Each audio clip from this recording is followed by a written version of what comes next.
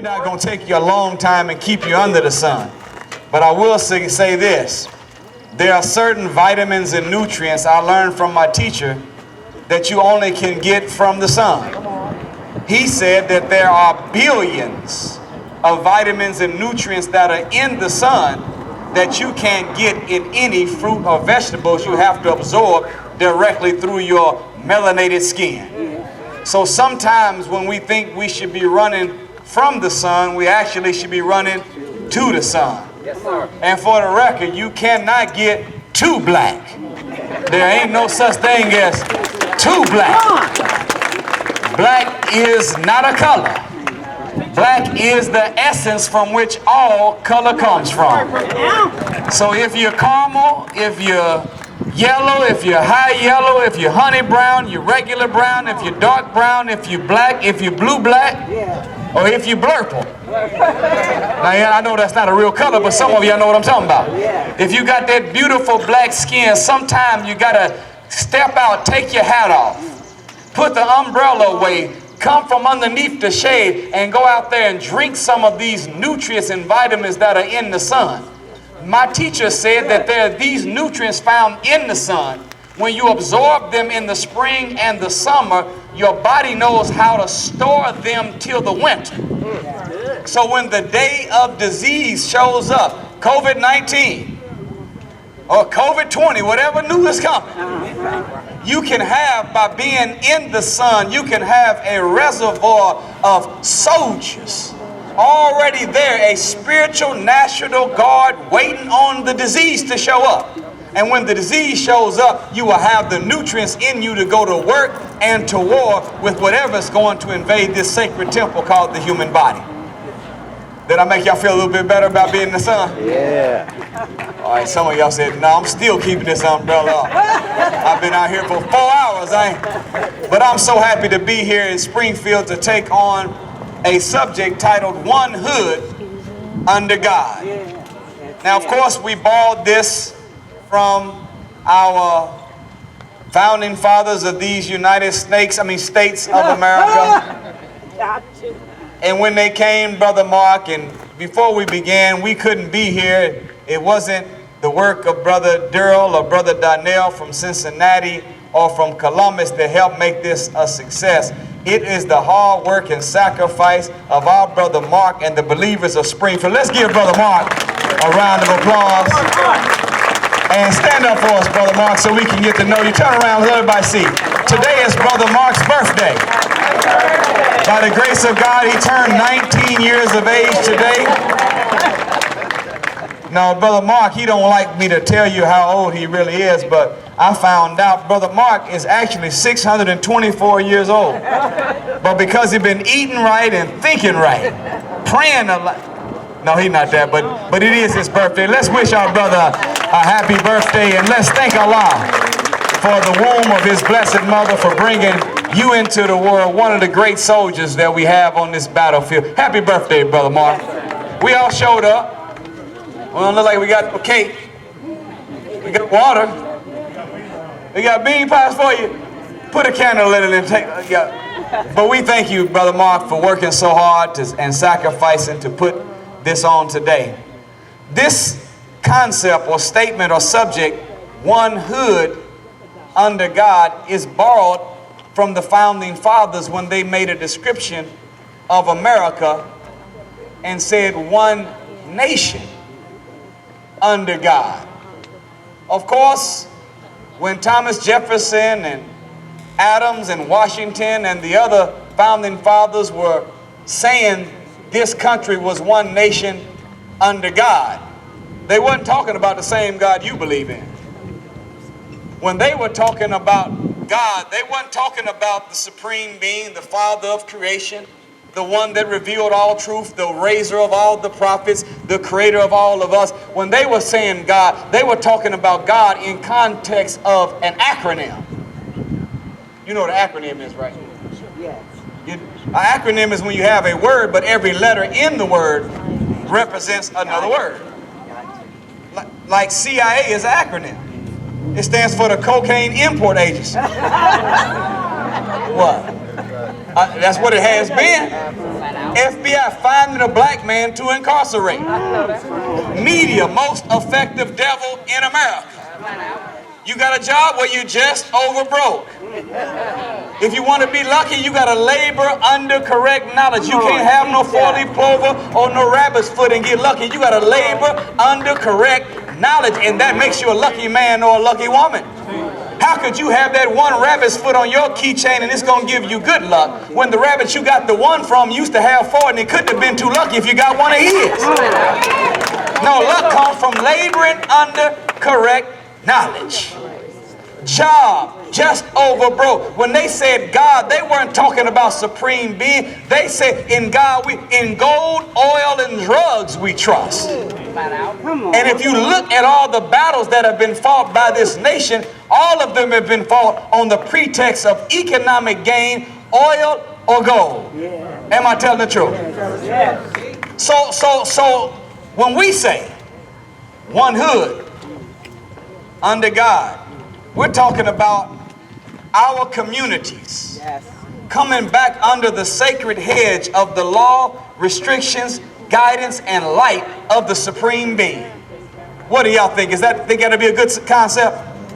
Have you noticed that we're the only group in America that calls the place we live in the hood? Why do we call it the hood when the full word is neighborhood? It's because the function and the concept of neighbor is missing from the environment that we live in. Do you know do we have any OGs in the audience that grew up as teenagers in the 70s? Any of? We have any triple OGs that might have been teenagers in the 50s and the 60s? Got a few. There's a couple more y'all that just don't raise your hand. That's all right though. But you remember when you were growing up, the common language that we call one another in the hood, we called each other brothers and sisters. Is that right? Do you know when you join the nation, I don't care what title or what post you have, the Honorable Elijah Muhammad makes us put brother and sister before any title that is ever recited.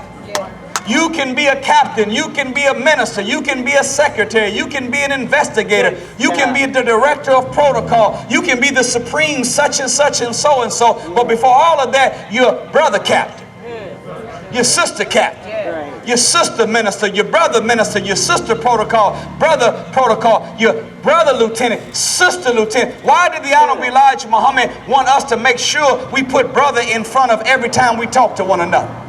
Even every now and then somebody get comfortable and start calling their sister or brother in the ranks by their first name, and there's always somebody to pull your coattail and say, brother so-so, sister so-forth. Why is it so important?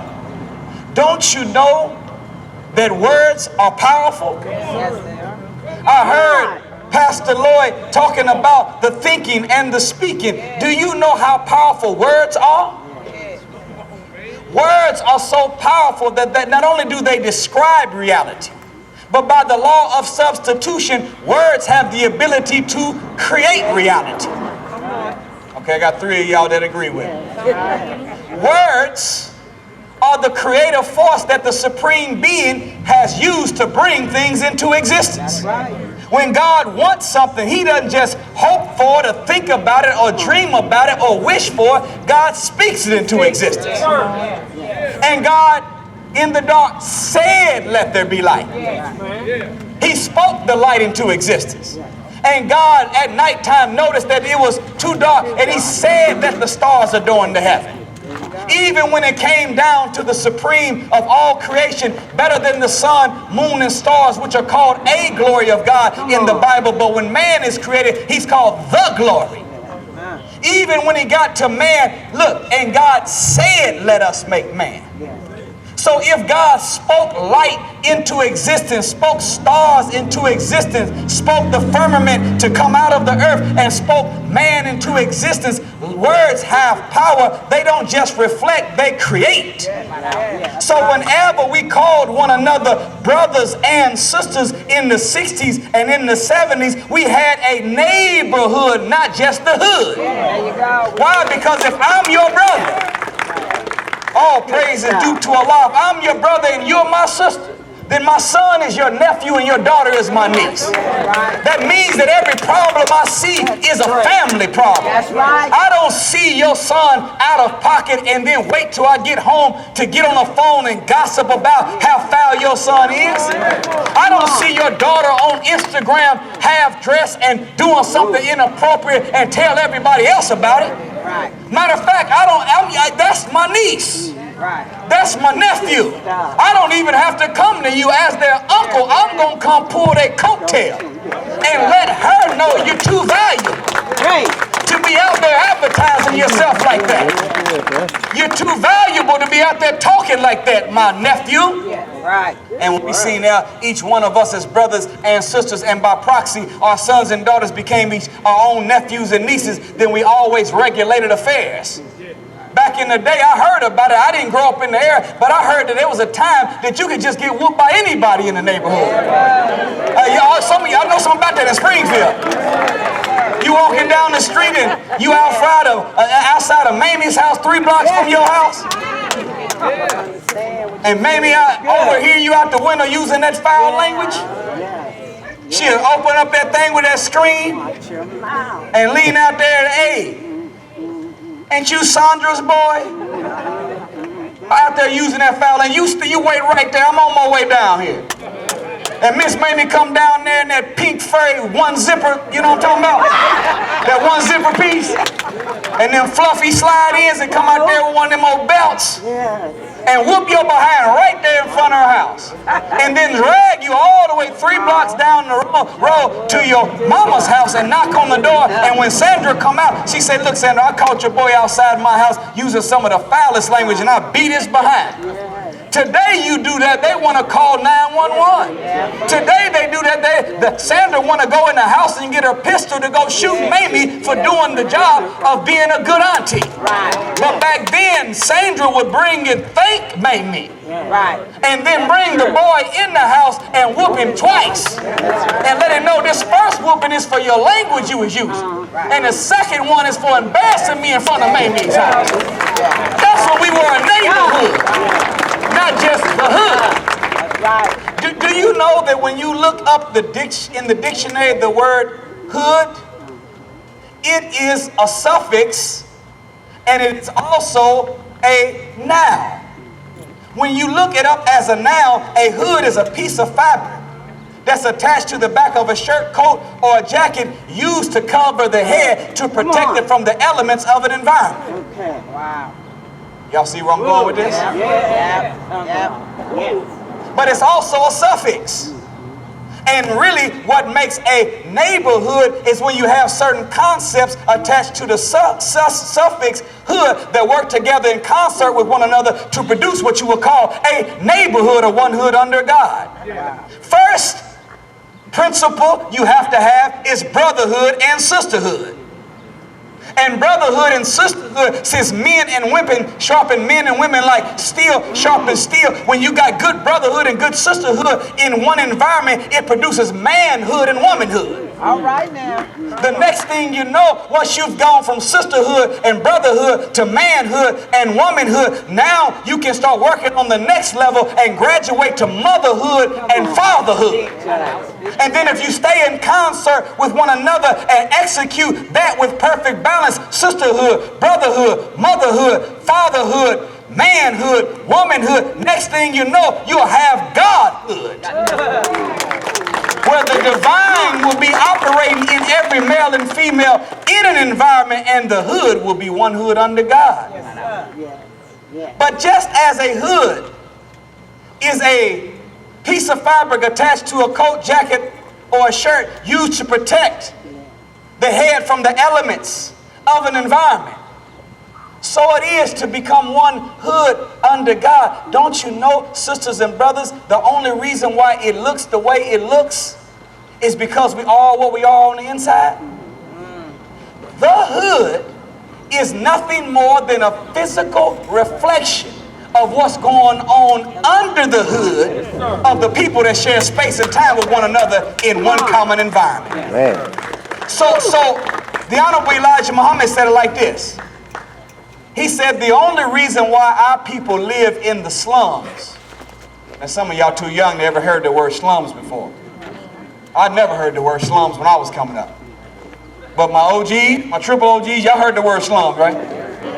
The Honorable Elijah Muhammad said in the 60s, he said the only reason why people live in the slums is because they have slum thoughts living inside of their mind. Wow.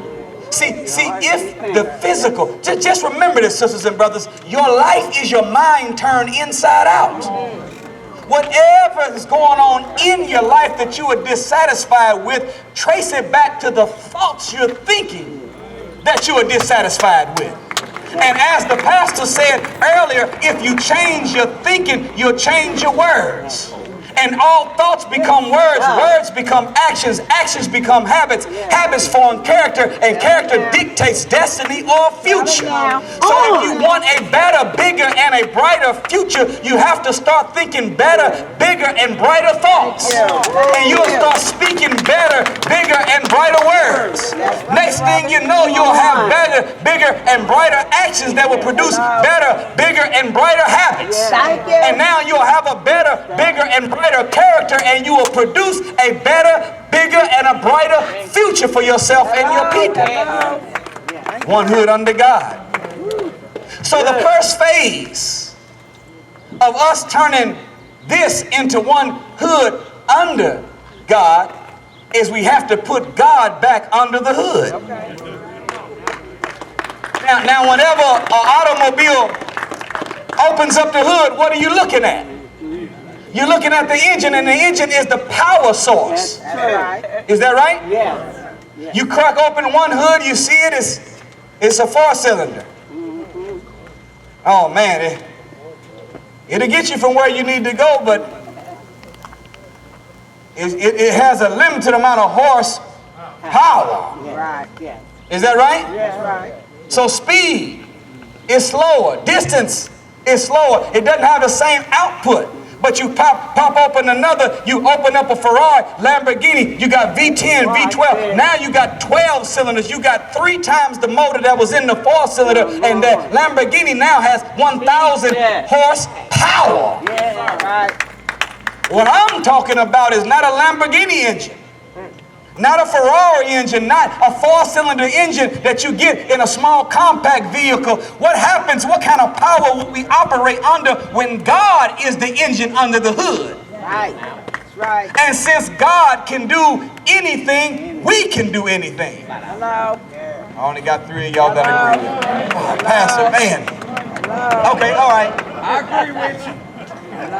Pastor, am I correct? Does it not say in Genesis 1:26 that man was made in the image and the likeness of God? That's verified? Well, if we're made in the image and likeness of God, that means that everything that's true about God is true about you. That's correct. If we're made in the image and the likeness of God, don't you know image is a physical reflection and likeness is a spiritual reflection? Whatever God is on the outside and on the inside, we are that too. If we are made in the image and the likeness of God, that means that every time God looks at us, he sees himself. Our problem is when we look at ourselves, we don't see him. That's the problem. If we are made in the image and the likeness of God, that means we're not a replica of God. We are a duplicate of God. Come on. Excuse me, not a duplicate, we are a replica. Right. A duplicate can look like, but it doesn't have the power and function of. But a replica not only looks like, but it's in likeness, so it also has the power and the function of. That means whatever God can do, we can do if we come together. Hello. Does that make sense? Yes. One hood under God.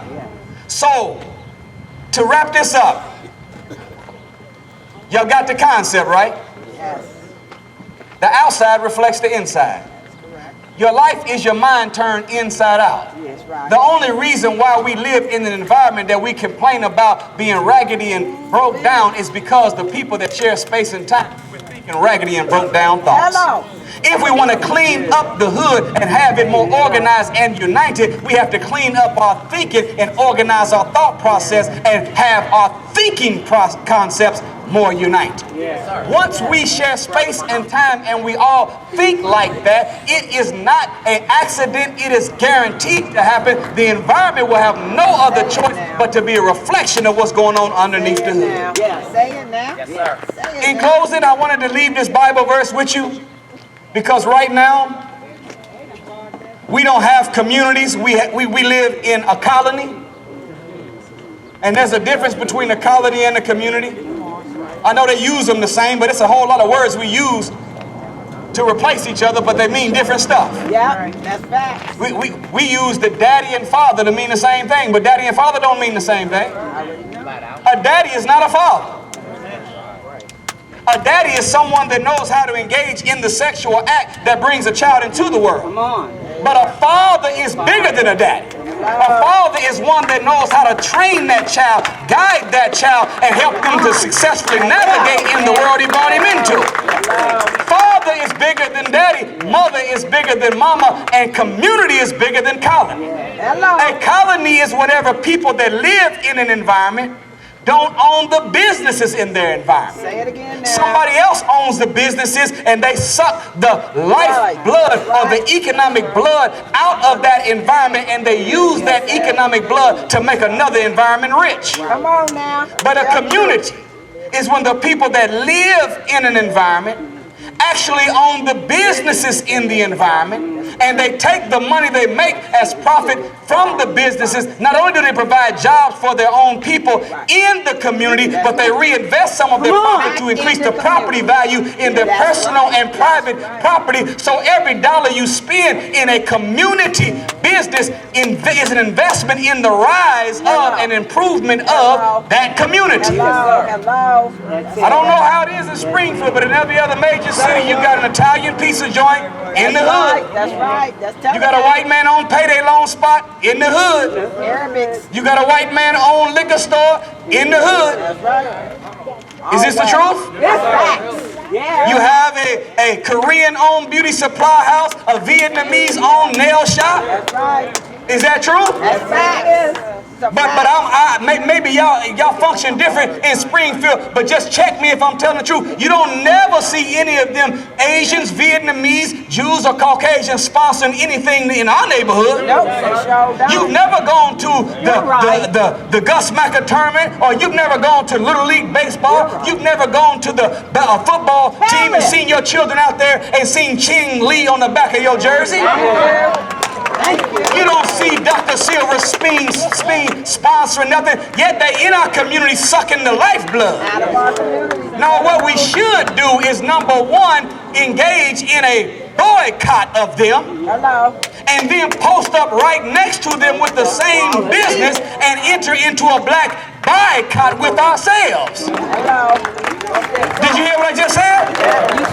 I didn't say bust no windows. I didn't say catch nothing on fire. No. I didn't say go in and threaten or shake nobody down. I said, no, if you got a nail spot and you sucking blood, but you won't reinvest in our neighborhood, we posting up right next door, and LaQuisha and them can do nails too. And when you show up, walk right past Ching Lee and go into LaQuisha's spot. And LaQuisha, make sure you on time. Thank you. Say it now. If I ask for dipping powder, I want dipping powder. That's right. Y'all don't think I know nothing about that? I don't. I just know I got a wife that wants dipping powder. What it is, I don't know. I just know it costs more and it lasts long, and it's good enough for me. Dipping powder. That's how you win against the enemy. There you go. You replace. Don't complain, replace. That's right. Well, if they're not going to support us, why should we support them? That's what I've been saying for years.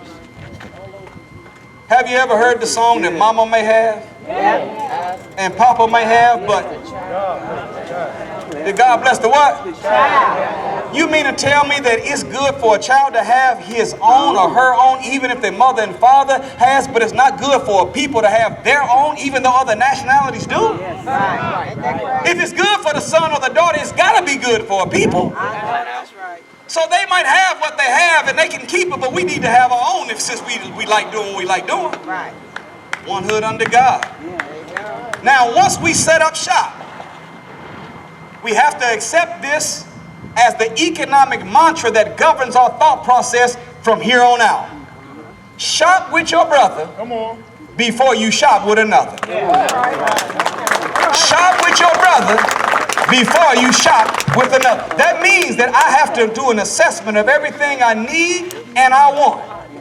And then I've got to go out looking for a black business I can get my need or want answered by. And if I can't find them in my immediate reality, let me go online and see if I can get it shipped to me from somewhere else. But the last thing we should be doing is constantly blaming the white man for 95% of our problems and still spending 97% of our money with him. Thank you. If you really don't like it, then spend your money with your own. And we got plenty of dollars. We just need some sense to go with them dollars. Do you know black people brought in $1.3 trillion last year? On a scale of 226 nations, black people in America, if we were independent, would be the 8th richest nation on the earth? You mean to tell me you got Mexico with half the amount of money we have? You got Spain with $100 million more than half the amount of money we have? They got $700 billion in Spain. Mexico has $630 billion, but we got $1.3 trillion? Almost double what they have, and yet they have their own school system, their own transportation, their own roads, their own hospitals. They're governing a nation of their own. Spain taking care of 47 million people, just the same number as we are as black in America. Mexico taking care of 103 million people, double what we are, yet they got their own. And you mean to tell me we can't have something for ourselves? Our problem is that every time we get the money, we give it right back to our enemy. That's right. Instead of finding somebody that looks like us that we can supply our resource and power to. Does that make sense? And there's a lot of sense. So number one, if we're going to turn this into one hood under God, we got to fix what's under the hood. Y'all got that right? That's right. I got that. We got to go back to calling each other what? Brothers and... Why? Because if I'm your brother, you my sister, my son's your nephew, your daughter's my niece, every problem is a family problem. We got each other's back. That's right. Yeah. Then number three, we have to shop with our brother before we what? And let's buy black. Marcus Garvey, the great Marcus Mosiah Garvey, you know what he said? He said, be black and buy black and everything else will take care of itself. I don't know if that's going to do all of that, but it is a good concept to accept. Would y'all agree? Yes, sir. Well, we are a colony because we have people doing business in our environment, but they don't live where we live and they don't invest where we live. Truth? Yes, true. So we are a colony, but how do you become a community? In the Bible, there's a analogy that was given by the wisest man of the Old Testament known as Solomon. And Solomon said in these words, in Proverbs 6 verse 6, see if we can find it for you. Solomon, study the ant, thou Negro, and be what? No, this is not the King James, it's the LeBron James translation. No, he said, study the ant, thou sluggard. But the way we've been operating, we've been a little lazy lately. Am I telling the truth? Yes, sir. Study the ant, thou sluggard, learn of her ways and become wise. So an ant lives in what they call a colony. But if you study the ant, they really operate in a community. They really do. How can we go from a colony to a community? Study the ant. Well, have you ever noticed that when you see ants, they're always moving, always on something? Always operating, always busy, always moving with aim and purpose? Have you ever kicked over an ant mound? Accidentally or on purpose, or accidentally on purpose? You ever did it? Yes. Notice when you kick over the ant mound, number one, they will run up your leg and eat you up. They sure will. You can get in your car, they coming on the ride with you, and they will bite you all the way to where you're trying to go. So they are willing to fight for what they build. I wonder if black people did that. Come on, bro. Come on. Then have you noticed that when you kicked over the mound, and you went in the house and came out a little later, the ants weren't outside of your house on your porch with no picket signs. No. What do we want? Justice. When do we want it? Now. Ungawa. We want ant power. But that's us, ain't it? That's it. No justice. Tell the truth. No justice. Tell the You out truth. there talking, you outside of Nordstrom asking for black power. They don't sell that. Nordstrom don't have no black power to offer us. You got it inside of you. Use your black power. That's right. That's right. Ants don't pick it. Do you know that when you see an ant, even if you step on and kill multiple ants, the rest of the ants don't get sad and depressed and, They sure don't. They keep it moving. woe is me, I quit. Right. This is good. No, you look over and you stepped on the mound, killed 100 ants, and they 3 inches over, already rebuilding the mound in an hour later. Yes, they are.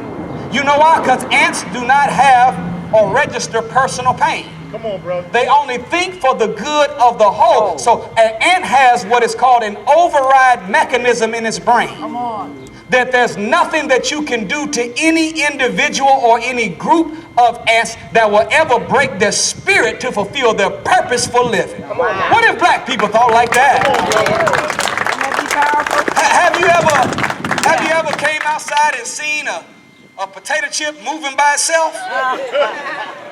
And you want to know if you was tripping, so you went and kicked over the chip. Yeah. Lo and behold, underneath the chip was one little bitty ant carrying a whole Cool Ranch Dorito all by himself. Have you did that before? Yes, sir. Well, why could the ant that small carry the whole chip? It's because ants' brains do not register impossible. Come on, bro. An ant can pick up an object 50 times its size and 50 times its weight and carry it to an unlimited location because it does not think that it can't do. It thinks it can do anything it puts its mind. I wonder what would happen if black people thought like that. Come on now. What if we knew that in Christ all things really are possible? Come on now. What if we knew that there was nothing impossible to self, that God destroyed impossibility when he created himself, so anything we put our mind to, we can make it happen? Flat out. Do you know ants? I was watching a show on ants on the Discovery Channel, and the doctor asked a question to the other doctor. They said, how long will an ant try to build a colony? How long will an ant drag a piece of food back to the colony? He said, as long as it takes. Y'all didn't hear that. Yes, sir. As long as it takes. The ants don't know quit. Right now. They don't half behind do nothing. They put their whole self in the air. What if black people didn't do? I said half behind. I said half behind. It's okay. Y'all understand what I'm saying? Yes, sir. Yeah. They put their all in everything that they do. Therefore, they have not a colony, but they have a community. What if black people thought like that? Will we be powerful? Do you know that ants, they don't walk by sight, but they walk by faith? Do you know to walk by faith doesn't mean that you walk by thinking that, hoping and wishing that God is going to work it out. The word faith means future focus. Yeah. So to walk by sight means that I'm engaged in an activity, walking in the present time. But even though my legs are moving in the present time, my eyes and my mind is on the future. Come on now. So since ants don't think about the present as much as they think about the future, they are willing to sacrifice themselves in present time for the good of their colony later down the line. So do you know that if an ant colony had a goal to build right here, and there was no way for them to get there but a body of water. They couldn't get around it, couldn't get over it, couldn't go on it. Do you know what the ants will do? They're so sacrificial and so future focused. They walk so much by faith that the elder ants will come and lay their lives down in the water and build a body bridge that the younger ants will have something to climb on to finish the goal. I wonder what would happen if black people thought like that. I wonder what would happen. I'm going to tell you what would happen. If we thought like that, we would go from being a colony to a community. If we thought like that, if we operated like the ant, we would officially be able to say that we are one hood under God. Thank you for listening. I greet you in peace. Assalamu alaikum. I did it.